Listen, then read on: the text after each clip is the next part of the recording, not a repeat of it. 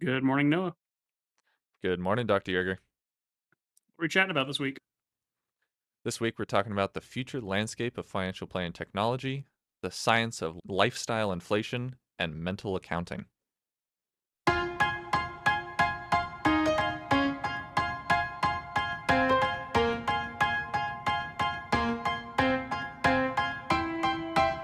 Welcome to the Science of Wealth, where we discuss the science behind financial planning and the art of learning and applying it.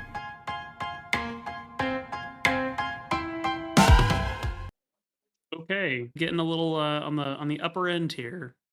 Yeah, yeah, a little bit. So, kick it off. How was your trip? Good, insightful, borderline mind blowing, but yeah, it was a very good trip. Okay, nice. Where'd you go? That is under NDA embargo, so unfortunately, I cannot get into the details of that. Ah, okay, fair enough. Suffice it to say, it was a trip well spent. Perfect. Glad to hear it. So, I guess talking about the future landscape of financial planning technology. So you are under NDA embargo. Not sure how deep you can go into what information you received from the trip. Um, but yeah, any information that you got that you would like to share? From the trip specifically, no, but I can talk about what the trip did for me in terms of my perspective on financial planning technology. So, a little background for people who are not in industry, and anybody who's in industry is going to recognize this immediately. But really, for the last, I'll say, 3 or 4 years, every single thing in financial planning technology has been one of two things. Either and sort of arrogantly ignoring the advent of AI technology. So like just hey, we have a platform or a system or a software and it does whatever it does and we have made zero innovation in terms of AI tools with the existence of AI tools. Or the alternate, which is company sort of the classic investment version like Uber, but with AI, right? Taco with AI. So planning software, research software, anything that already exists, but AI. And neither of those genres are terribly impressive because the firms that are ignoring AI technology are mentally just putting their heads in the sand. And while I respect the Luddite instinct to just want things to stay the way that they were, the genie's out of the bottle, two space out. And so ignoring the existence and use of AI in the development of your tools seems fundamentally foolish. At the same time, most of the tacos but AI version of software, like they're just Claude or thing with like a different label wrapped over them. And there's been some you like AI note takers became a big thing very quickly, and those are certainly useful. But a lot of these, like fill in the blank, but AI tools are just not actually that different. Great, kind of a lot of marketing hype and not a lot of deliverable, tangible. And so this trip I was just on, again, the subjects of it in detail are under A, but this is the first time I've seen technology leveraging AI in such a way where I go, oh, okay, there it is. That is the future version of this. That's what this is going to look like when it's all said and done and 5 or 10 years from now everything is a AI integrated this or that, that would look like. It's the first time in the 4 years since AI was released that I can comfortably say there is a different generation of stuff coming out here in the near future that's really actually going to change how we do things as opposed to just being well hyped alternative version of what we already do. That's exciting to hear. I guess you touched on it a little bit. So you said that in 5 to 10 years, you see that transition going from the tacos by AI, which you put into something that's actually beneficial with AI. Do you think that in the next 10 years, a lot of the competition that is coming out now with the tacos but AI or whatever it is kind of going to fall to the wayside and then just be overshadowed by these much better, more optimized engines or CRMs or technology?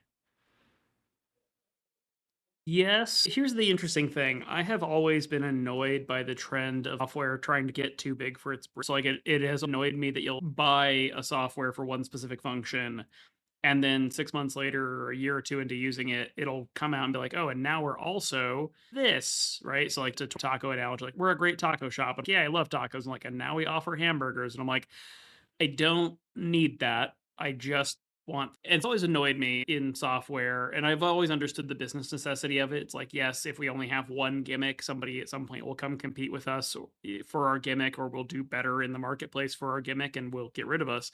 Now that I've seen something that is more fully integrated and advanced, and I've sort of seen that curve, my feeling on that switches pretty quickly because I don't know how kind of standalone software survives in the environment that's coming.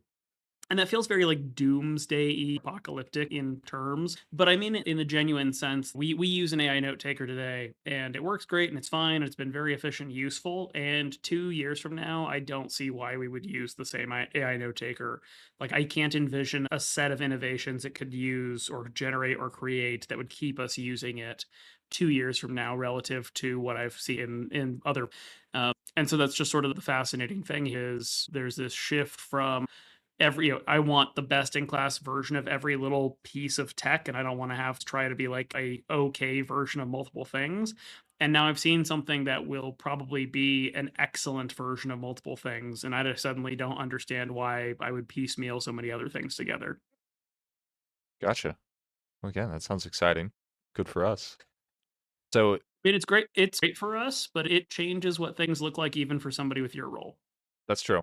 That is true. Yeah, and with people in my role doing more of the less involved planning aspects, do you see that the tasks, the financial tasks that people are doing either in my role or just out and about, people managing their own money, you see tasks that technology will soon just handle automatically to make some of these roles or uh, entry level position tasks kind of obsolete where it's just we have this software to do it for us. It's an interesting world where I can't really get into to the specifics too much, but I think the example that I would say here is today, somebody who has your job or people who have jobs like yours often fulfill what I call like a human widget function, which is, hey, I've got 2 or 3 or 4 software platforms and things. Like maybe I've got a file management system, and I've also got financial planning software, and I've got tax software, and I got portfolio software, and none of these things really talk to each other. They do, like in a perfect world, but I've got Noah, right? And I'm have Noah be the human software that ties all these things together and kind of makes them talk to each other. And that's not very efficient. It's very human capital intensive. But historically, that type of work has been part of how you learn how financial planning or how financial services are done and how these are delivered. And the necessity for that is rapidly evaporating. And I think that puts an interesting place in the genre of this widget type work. Okay, well, if you suddenly have technology that genuinely talks to itself or talks to all its other components all the time, and you don't need human capital, do you hire entry level people? Do you hire paraplanners? I argue yes, because what the research shows is that financial planners are happier when we do financial planning, not when we do administrative tasks. So that widgeting is sort of administrative. But I think it means you have to really shift your perspective of what that person does in your firm and what your responsibility is to them in their development. So, for example, today you get a lot of experience in financial planning by doing that widgeting stuff. We take that away, we ask, well, what does Noah do now? The answer we have to have is, well, we have Noah here, not so much because we need Noah, and I please don't take that as No, some sort of like imminent, hey, by the way, I'm about to let you go no, statement, you're good. but we not because we need Noah, but because we want to develop and invest in Noah so that he can be that next financial planner in our firm, so that he has the skill set, so he has the knowledge, so he can do the work with our clients and serve our community. But that's much more of an investment than it was 6 months ago, and it's much more of an investment 12 months or 24 months from now than it is today. Like, today, you pay for yourself by doing all the stuff you do. A lot of the stuff you do today probably doesn't require you to do it in 2 years. And so, again, the decision to hire a Noah today or the decision to hire a Noah in 2 years is much more of a decision to invest in your future human capital potential than it is to leverage you as a widget today. It sounds like I got in at a good time then. Makes me a little nervous for the Yeah. generation coming up. Well, and it's funny because I think we've always been nervous for that. Go back 10, 15 years, like, well, why would you hire somebody to do the planning work or the work that's your job, you should hire people to go sell. And then when they have somebody to sell to, then they can learn planning because they have somebody to sell to. Like that's how I came up was go get clients. And once you have clients, we will teach you how to do the things for your clients. That was sort of the curve. Today you hire young people as leverage in your team, right? A support staff. The widget term is very dehumanizing, so I don't love it, but like that's kind of what's happening in a lot of places. And technology is rapidly going to disintermediate a lot of that. And so I think firms have to really anticipate their future needs, right? Like we're hiring an associate or a paraplanner or an analyst today, not because we need them today, but because we want them here in 3 years and in 5 years. And I think firms have to make a serious pivot in how they think about how they develop their teams going forward, particularly for those entry level and kind of nascent professional roles.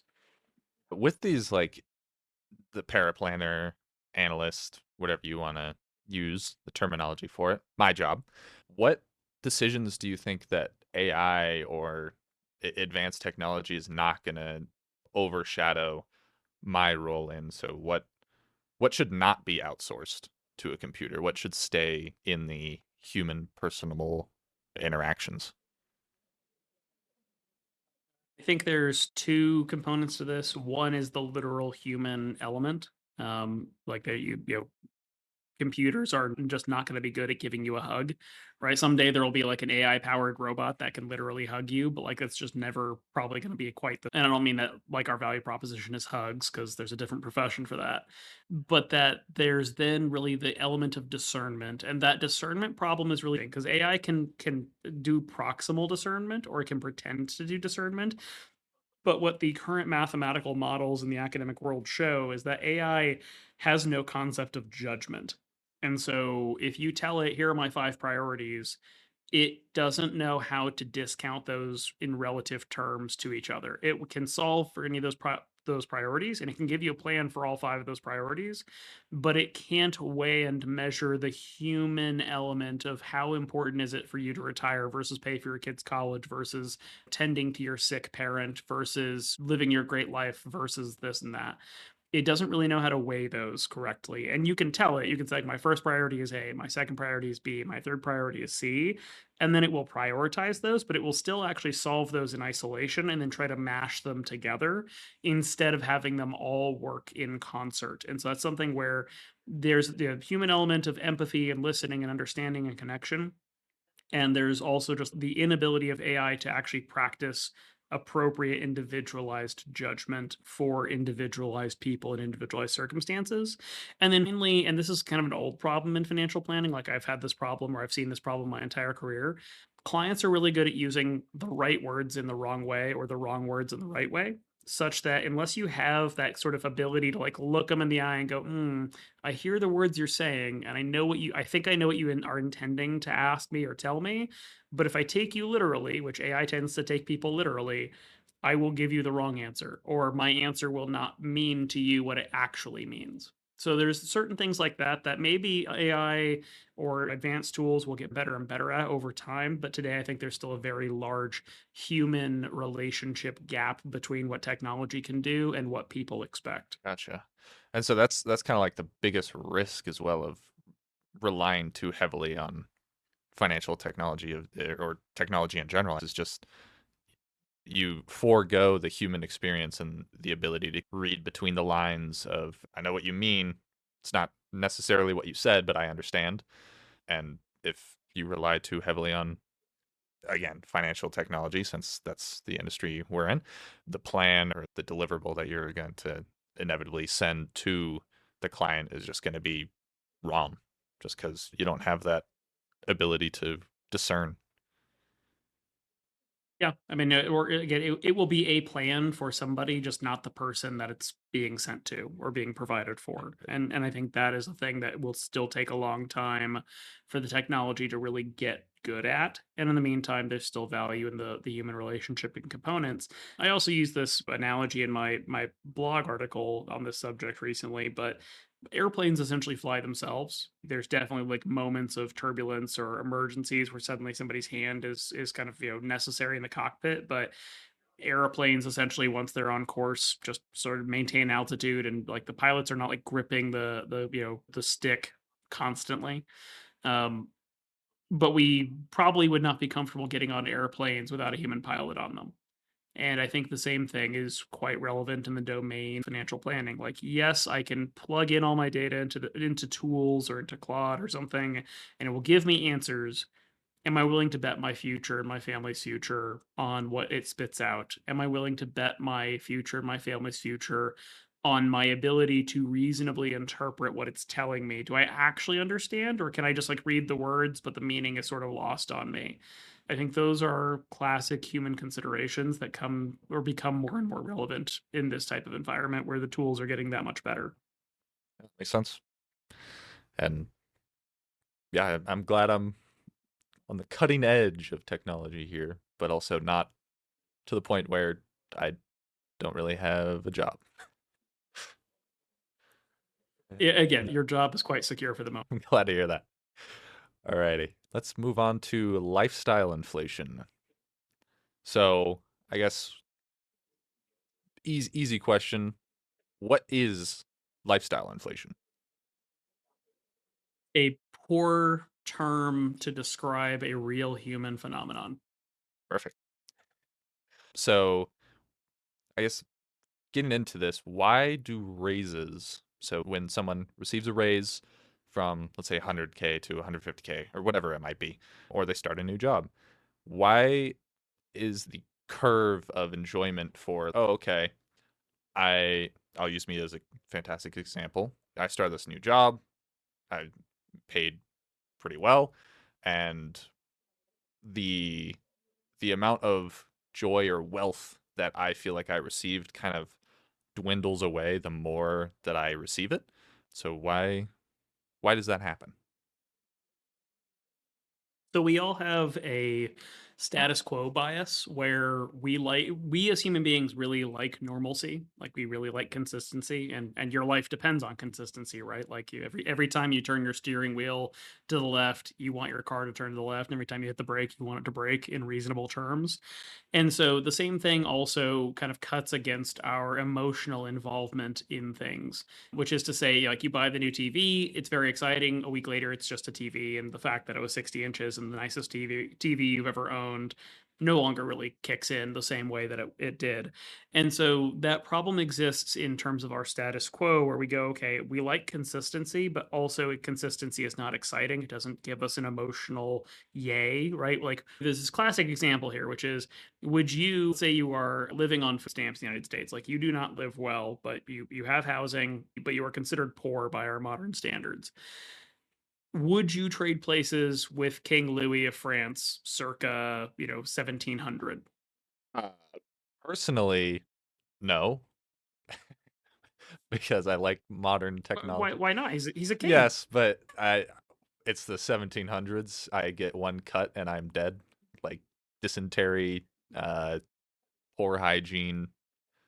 I wouldn't be able to speak the language very well. Uh, yeah, Yeah. bit I mean, huge change. your quality of life today, yeah, your quality of life today is infinitely better than the wealthiest people in the world circa 300 years ago. And even today, right, if you live in relative poverty in the United States, your quality of life is still far better than even some of the well-to-do people of developing nations around the world, right? Like you probably reliably experience heating or air conditioning on a daily basis. You reliably sleep indoors, right, in a relatively safe environment. You have access to healthcare. Maybe it's not healthcare you can afford. Maybe you're on Medicaid, or maybe you are in debt for it, but you can access healthcare that can prevent almost every illness or injury from resulting in your death. Right? Like that is your quality of life. Even amongst the impoverished in the United States, is relatively speaking incredible. Like it has been found recently. It's sort of like this discovery of the internet that people in Mississippi, the poorest state in the United States, have a higher average income per capita than people who live in the United Kingdom, and that the average illiterate or functionally illiterate person in the United States as a whole makes as much money, if not more, than the average functionally literate person in the UK. And you don't think of the UK as a poor place, right? You think of this like posh British, fancy schmancy sort of European place. And yet, right, your quality of life, even on the lower end of the socioeconomic scale here in the United States, is better. So, all of that to come back to your question about lifestyle, we find ourselves wanting for more because we take for granted what we already have. And so, when you get a raise, you get a bonus, you get a promotion, you are inclined to start absorbing that into your quality of life because it creates those emotional drivers of happiness. And we see that phenomenon really expands from $0 of income all the way up to about 110,000, and that number adjusts a little bit for inflation every year. But you can materially make your day-to-day quality of life better in that spectrum from 0 to 110. Gotcha. And then what? So between that 0 and 110, is there like a most dangerous zone? That's like right in the middle at like 55 thousand, or does it kind of like increase and then decrease? Is it like a bell curve or is it skewed? It's more of an R-shaped distribution, right? You have this increase in happiness, kind of getting happier and happier and happier and happier. Then you hit that 110 and it starts to taper off and essentially turns flat after that. Mm, And that's not to say that there's not a big difference in the quality of life between a person making 100,000 or 200,000 or 200,000 and a million, right? Like it's not like there's no impact, but you've satisfied at that income level, you've been able to satisfy most of your basic human needs such that you can kind of live a more fulfilled life. And until you reach that, find yourself driven to expand your quality of life and enjoy more parts of your life because you couldn't afford it previously and now you can. When you make 150,000, you can't afford everything. You still have to make trade-offs, but you can make pleasant trade-offs. Whereas when you make, $40,000 a year, you make decisions between like, can we take a vacation or do I do the responsible thing and buy life insurance to take care of my family if something happens to me? And those are trade-offs that affect your daily happiness. gotcha. And with those, I guess, like more obvious answers of like vacation, or I guess not obvious, but like there's obviously a decision that has to be made of vacation or life insurance. What are some of the like the silent ones that kind of creep under the radar of lifestyle creep that people might not necessarily know is happening? It just you got a bonus and this is now something that happens to most people. Ooh, the framing right there at the end is interesting because you kind of throw out the like you got a bonus and now lifestyle creeps happening to you. I think the bonus is going to belong more in our last topic of conversation for today, which is that mental accounting piece. So I want you to hold on to Okay. it, but the rest of your question frames up to the example I was thinking of until you threw the bonus element in there, which was most people's quality of life is heavily dictated by their choice availability. And that choice of availability is often heavily impacted by their long term financial commitments. So your choice availability is more heavily impacted by the cost of your housing, the cost of your healthcare, the cost of your transportation, right? Auto loans, that sort of thing. Student debt, right? These immutable long-term 6 month, 12-month, 10-year financial commitments you've made because they form the baseline for your cost of living. They become the fixed expenses. And you don't really make decisions about those on a day basis. You're just sort of stuck with them. You then find, and my example is always the decision to upgrade your house, right? I'm going to go from a house that costs me $2,400 a month in mortgage, principal, interest, insurance, all of that, to a house that costs me $4,500. My family's getting bigger, or I got a big promotion, so now I'm going to spend more on my housing. But nothing necessarily prevented you from staying in the first house that was costing you $2,400. Maybe other than like, how many bedrooms you have and the size of your family, but let's assume that that's not really the driving factor. You just want more or nicer. What you're silently doing is making a decision to expand your cost of housing in a way that now dictates whether you can afford to do other things, right? So we take that difference of 2,400 to 4,500. Let's call that difference 25. You can correct my math on it. I'm doing it on the fly here, but let's say it's $25,000 a year.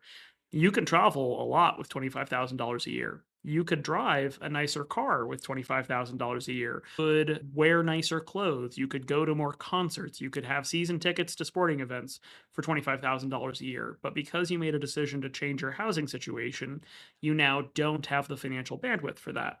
So lifestyle creep's interesting because people often put a negative connotation on it. Sometimes lifestyle creep is just pure joy. and it's affordable and it makes sense. So I always want to get away from this term creep. I think it's lifestyle expansion, it's lifestyle opportunities. But sometimes we make these long-term financial commitments that rob us of the ability to make other decisions about different parts of our life. Do our kids get to go to summer camp? Yes, because we live in the cheaper house. No, because we bought the new car. Right. So it's a balancing decision where we say, what is the reasonable expansion of our lifestyle over time in light of the fact that we've earned it? If we have it, we've earned it.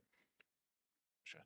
And with this expansion, no longer calling it creep, what do you think has a bigger impact on long-term wealth? So there's obviously investment returns, putting money away, squirreling away the nut, or is it controlling your lifestyle expansion to make sure that you are still living within your means and you're not getting ahead of yourself when the new position comes along? It's a little bit of column A, a little bit of column B. You can't do only one and have the other one work out correctly. I think the most classic mistake people make is keeping their savings rate on the same percentage as their income increases and their expenses expand commensurately. So, the example of this that I really like comes from Nick Maggioli. He makes the recommendation that you should essentially double the difference in your change of income as part of your savings. So, if you went from $50,000 income to $100,000 income, you should be trying to save $25,000. And then you can spend the rest, right? There's still taxes in here, so maybe your net with the 50,000 is at 35. Great, save 25 and spend the other 10 guilt free. That would be his recommendation. And the reason for that is because your lifestyle expansion will happen as you get older, right? Because time moves in a singular direction as far as we're concerned.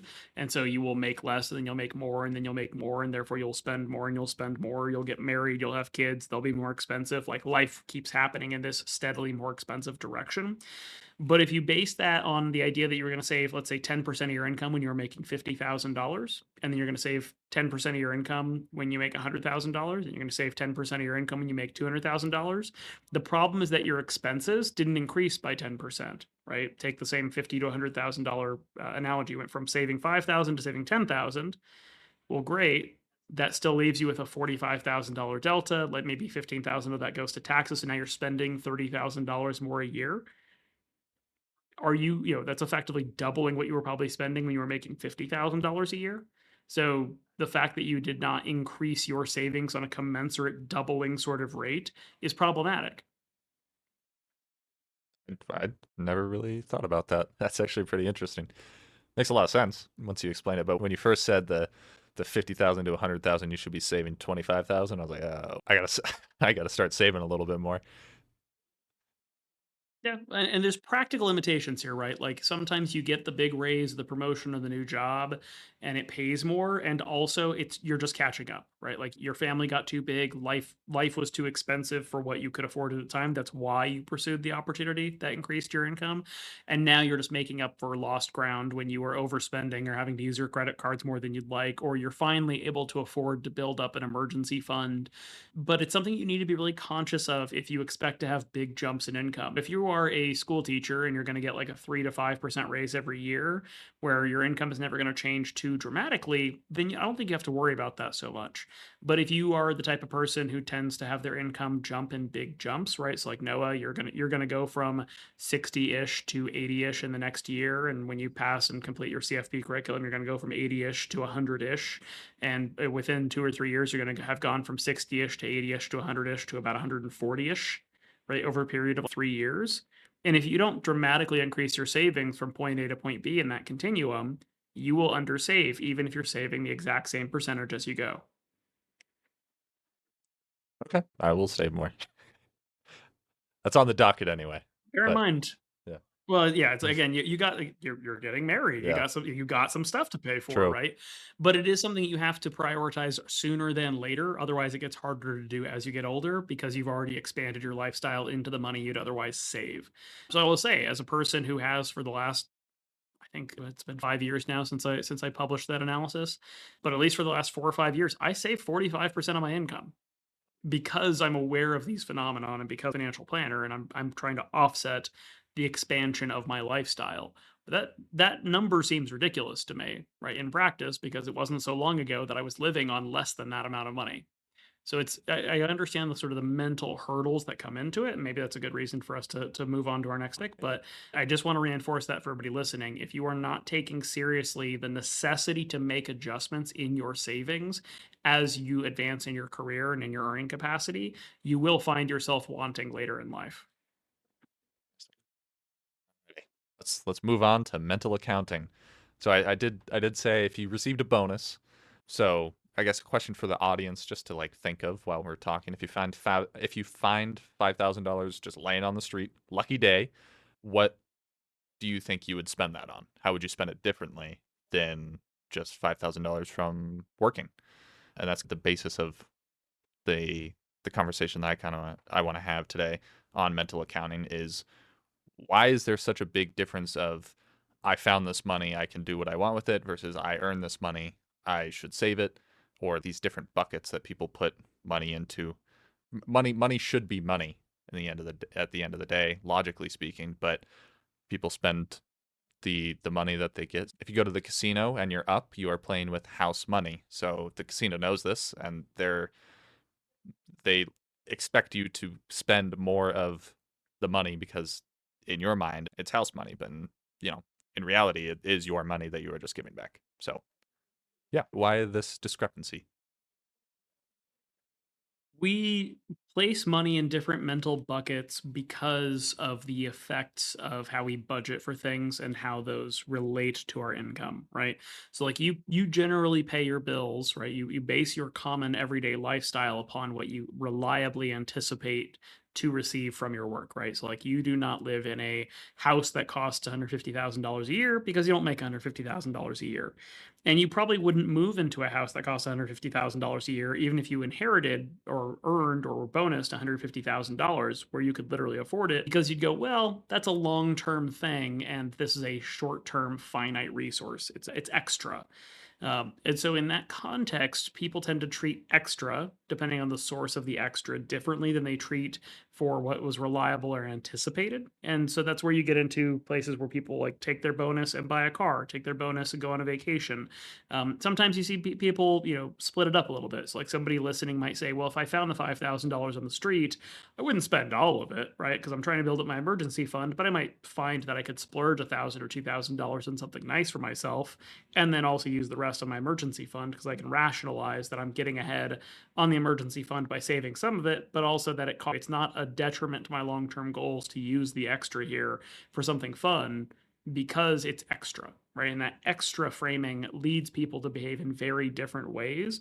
And that's assuming that the context of the extra is intrinsically neutral or positive, let alone if the extra is coming from the loss of a family member or something bad happening, but somehow you've received something for it, like a payout for a personal injury claim or something like that. Gotcha.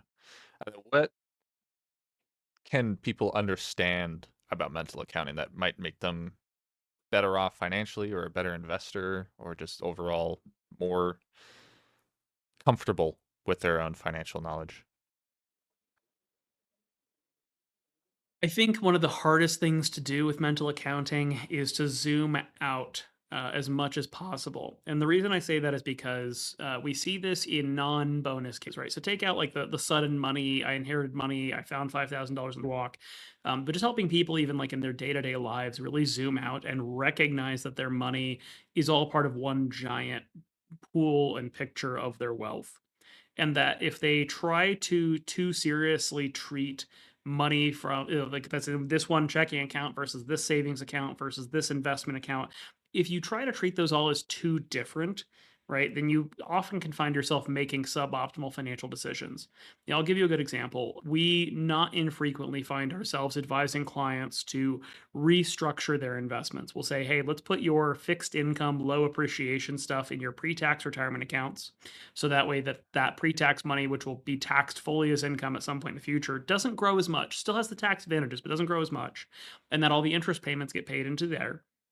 And then let's put all your high growth, high appreciation stuff that's mostly built on capital gains type treatment into your taxable account or into your Roth accounts. And that way, if we have to pay taxes over there, we don't pay it on the Roths. And if we do pay it on the capital gain side, it's all long term capital gains. There's not a lot of taxable cash flow. And some people will get that instinctually and be like, yep, that all makes sense. But some people will be like, now that I've been doing this for 6 months or a year or 2 years, why is my IRA performing so poorly? Right. I feel like that account sucks compared to my Roth account with all the aggressive stocks or US equity funds or whatever it is. Why are we investing in bad stuff over here? And if they were able to zoom out and kind of better understand the overall picture, they'd recognize that type of investment was never going to do as well as their aggressive investments in a positive market environment. It was always designed to be the safer, more stable part. But because they're mentally accounting for each account as a standalone investment performance category, they have a hard time doing the mental accounting to recognize that if we averaged their investments across all their accounts, where all of them had the same 60/40 portfolio, we would still have the same gross performance numbers, but the tax efficiency would be worse. We'd end up with lower net of tax returns because we didn't asset locate appropriately. So that's one of the things that I say for anybody is get better at zooming out from any individual account or any individual asset and start thinking more about the performance of the aggregate wealth you hold, whether that's your real estate, your vehicles, your business, your 401k, your brokerage, even just your checking and savings versus a high yield checking and savings. Really try to think about your wealth as a collective whole rather than evaluating it based on its isolated parts. That's good to me. And I agree. I second that. A wise decision. Yes, of course. Young analyst. Alrighty. Well, those are all the questions that I had. Anything else you'd like to add? Well, not to add, but I always like to ask, Noah, what have you learned in my absence that you want to share with the order today? So I've always been kind of told by my mom, there's bias there, that I have the gift of the gab, so I can talk to people really well. And after going to a business after hours and the ambassadors meeting for the Chamber of Commerce here in Longmont, I realized, sure, I can talk to people. I can be like, oh, what pets do you have? Oh, that's cool. I also have pets. But I struggle with getting to know somebody, not necessarily about their kids or their job or something like that, but what makes them tick, what makes them excited. And having conversations with people during those meetings or events, I see that I need to figure out a way to approach my questions more thoughtfully rather than just doing it for conversation's sake, just doing it to talk, but actually trying to understand and get to know and realize their situation and my questions to lead the conversation into a way that I actually learn something, not just that you have cats. So that's something I need to work on. And also a reality check, since I've been told you're so good at talking to people. Thank you, but not really. So yeah. Well, and I think there's a difference between being personable and being a good conversationalist. There's an interesting answer to sort of the conundrum you're highlighting here, which is that there's other expressions out there like, be trusted by being trustworthy, or be referable by, or get referrals by being referable. I think the conversational corollary to this is you have the best conversations when you are genuinely curious. Like you can always ask the how are you, what's new, what's going on in your life questions. That's just sort of like the preamble to a good conversation that we all have. But when you spend the majority of a conversation just pulling on a thread, right? Just they shared this thing and you're asking a follow-up, and then they share another thing and you're asking a follow-up.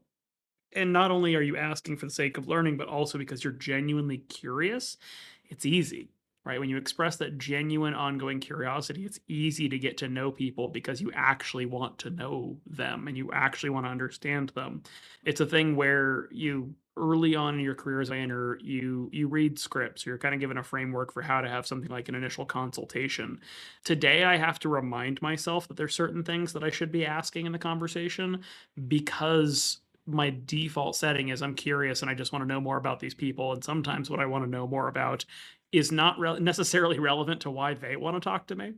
And so it's something where every conversation is better when you're actually listening and not just waiting for your turn to speak. Wise words. Again, a wise response. I'm nailing it. Yeah. Alrighty.